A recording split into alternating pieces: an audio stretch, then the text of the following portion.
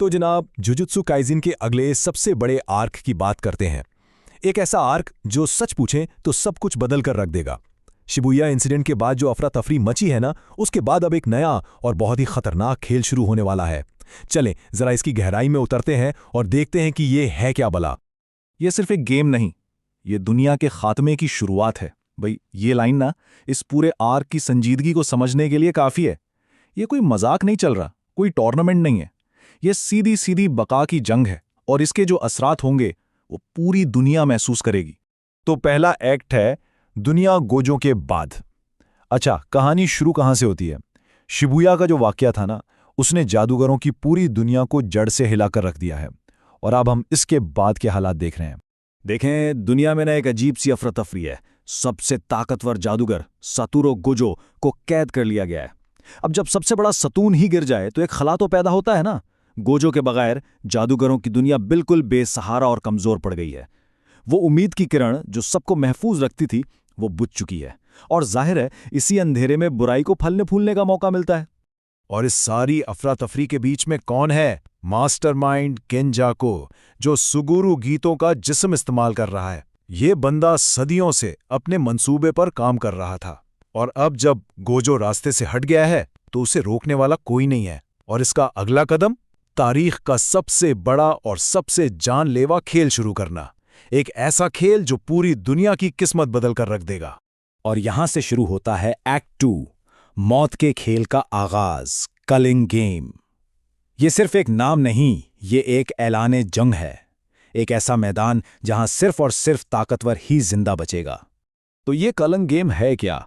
सीधे लफ्जों में ये एक जानलेवा बका का खेल है जहां जादूगरों को मौत तक लड़ने पर मजबूर किया जाता है। इसकी बुनियाद बहुत सादा और सच कहूं तो वहशियाना है। जितने भी जादूगर हैं, नए हों या पुराने, उन सबको इस खेल में शामिल होने पर मजबूर कर दिया गया है। उनके पास कोई और चॉइस नहीं है। लड़ो, मारो और जिंदा रहो, बस।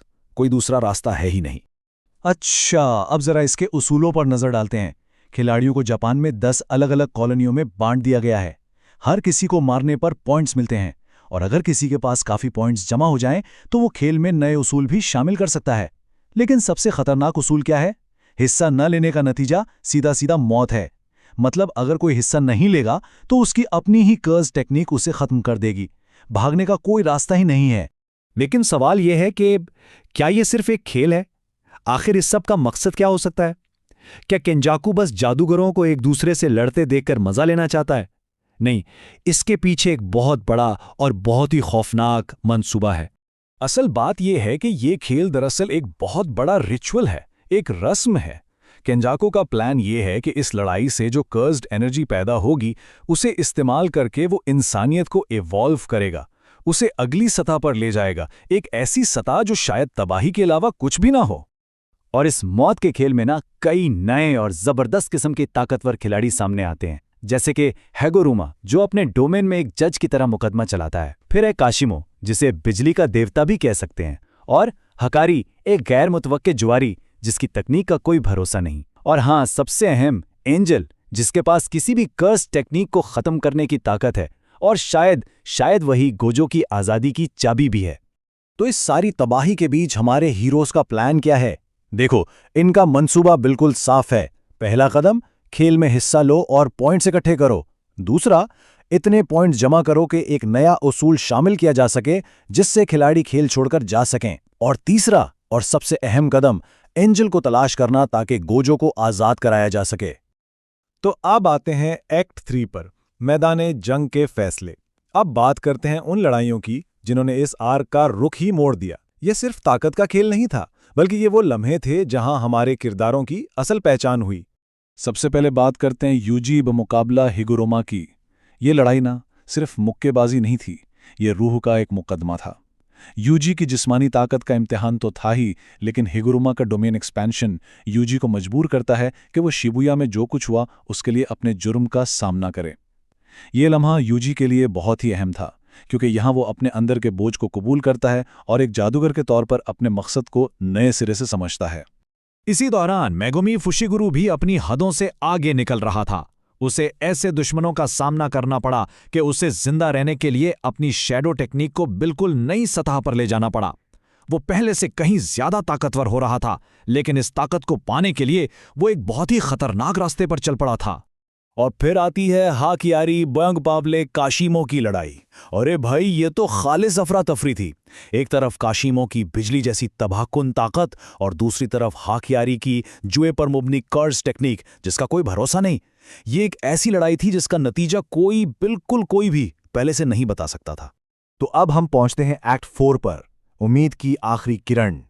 लड़ाइयां शदीद होती जा रही थी, खतरा बढ़ता जा रहा था और एक वक्त पर तो ऐसा लगा कि शायद हीरोज के लिए अब कोई रास्ता नहीं बचा।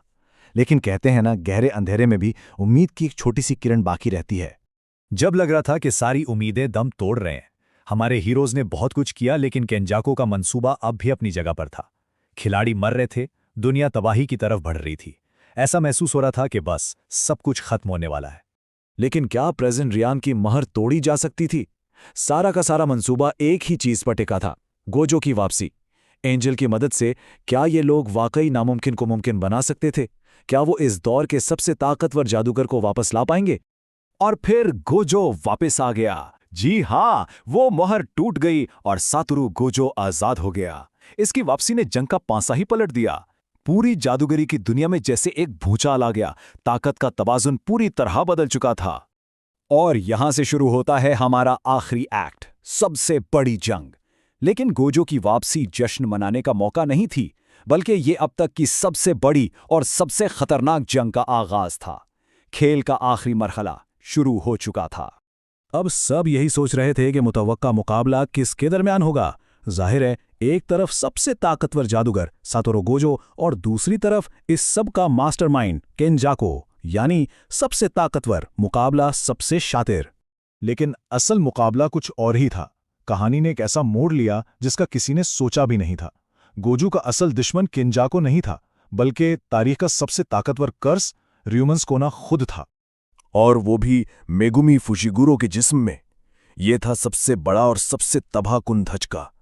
सुकुना ने यूजी का जिस्म छोड़कर मेगुमी के जिस्म पर मुकम्मल कब्जा कर लिया था।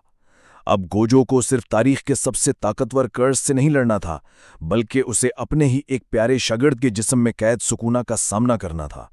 ये एक ऐसी जंग थी जो जिस्मानी तौर पर तो मुश्किल थी ही, जज्बाती तौर पर इससे कहीं ज्यादा तकलीफदेह थी।